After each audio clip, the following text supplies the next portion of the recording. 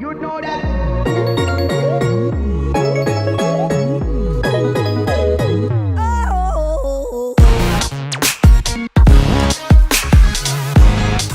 Hey, what's up guys, TechTime here, and I am back again with a brand new video. So before I begin this video, as always, I want to thank you all so much for watching this one. If you enjoy my content, make sure to leave a thumbs up under this video. Also, make sure to subscribe to the channel. Follow me on Instagram. I'll leave my Instagram linked in the description below. If you have any questions, DM me there. Also, check out the pictures covering this phone and many other phones on my Instagram. Follow me there. I'll also follow you back. Why not? So in today's video, we're going to be taking a look at the Samsung Galaxy A10e. Okay, so I'm actually kind of excited to take a look at this phone. First of all, from a design aspect. So this is how the box looks like, and it's kind of a, I don't know, it's kind of a skinny box for a phone, but hey, it is what it is. Samsung likes to be different, I guess. Okay, so on the side you have your Samsung Galaxy A10e logo, and on the back, actually it really is different. There's not a lot of specs. It just tells you that this phone has 32 gigabytes of storage. You have your Metro by T-Mobile, and the fact that it's the Galaxy A10e. So yeah.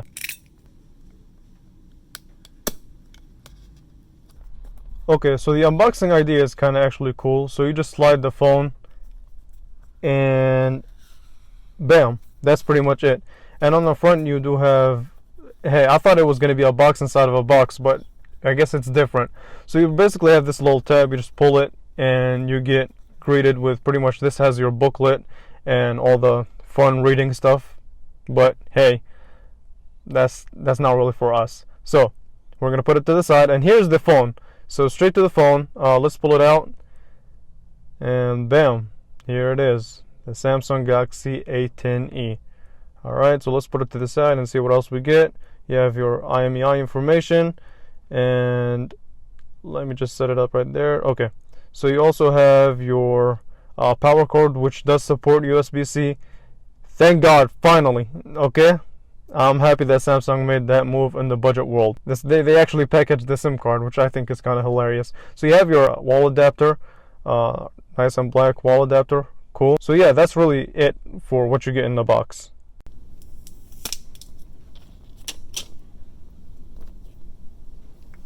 Okay, so let's power it on and let it do its thing. So here it is. Here's how the phone looks like now that the setup is complete. You have in the front, you have your 5.8-inch HD Plus display, and it does support 18:9 aspect ratio. Finally, the budget Samsung phones get it. So right off the bat, I really don't think that this is an OLED display, and you have your front-facing camera. And to be honest, when I was trying to actually look up specs, there really wasn't much online. Even in the booklet itself, I actually opened up the booklet and tried to look for specs. I haven't found anything. But yeah, like I said, I believe that this is an IPS panel, so HD plus. I think I don't really think it's a 1080p display or anything like that. But hey, it's still to me it looks like a pretty good display, and it is Samsung at the end of the day, so I trust them with displays. So on the bottom you do have your headphone jack, USB-C, as well as your speaker and a microphone. And I'm glad that Samsung made the move to USB-C. On the back you have your 8-megapixel camera, the Samsung logo, and overall a really clean design. However, it is glossy and it does smudge quite a bit. So I've only been handling this phone for a few minutes and it's already smudged up. So yeah, like I said, on the front this display is actually really nice. This teardrop, this raindrop notch, I guess what people like to call it, is looking clean, and it is in the way, but it's less noticeable than the bigger notches that other companies have. Okay, so as far as performance goes, again, I'm not really too sure on the clock speed of the phone, but it does use an Exynos chip, and opening up daily apps is, so far, right off first impression, it's kind of fast and speedy. So the phone app and the messaging app. And I've also forgot to mention that the top has a microphone, and on the left hand side you pretty much have nothing, and the right hand side has your power and volume up and down. So yeah, it doesn't really have a fingerprint sensor or anything like that, so kind of disappointing, but hey, that's just what Samsung decided to do. I guess they chose to focus on this display and the design of the display, but it is what it is.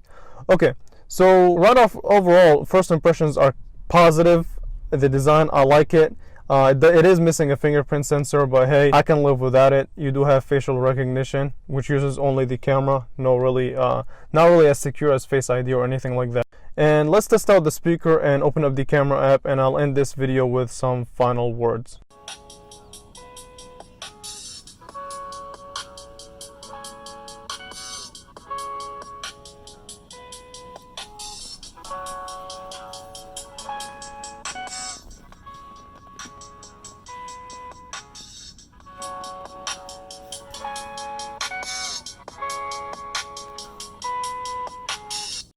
So here's what I do have to say about the speaker. So it definitely gets loud. It does get you can pretty much cover it up with your finger because it is a downward facing speaker, but it is what it is. If you're careful, you shouldn't be able to cover it with your finger. But overall, right off impressions, it's sounding like a pretty good speaker. No complaints there. But like I said, I'm definitely going to be doing more coverage on this phone, and I'm going to be doing more research to find out what the specs of this phone actually are. So this phone just came out like literally a few days ago. So yeah, stay tuned for more coverage on this phone, as well as the LG K40, which the video to that will be coming right after this one. So make sure you're subscribed to the channel. Okay, so let's quickly check out the camera. So the camera app, it opens up fairly quickly, and so far it's just a Samsung camera app, simplistic, straight to the point. No complaints there. So I guess oh, that's cool. So you do have your regular field of view, and as well as a 2x digital zoom, and I assume it's digital zoom since it only has one lens, so not really optical.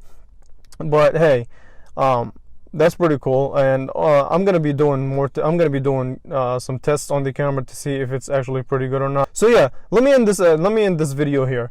So a lot of first impressions, they're positive, definitely. I'm excited to test out this phone, and I want to thank you all so much for watching this one. If you enjoy my content, leave a thumbs up. Also subscribe to the channel, and I will catch you guys in the next video.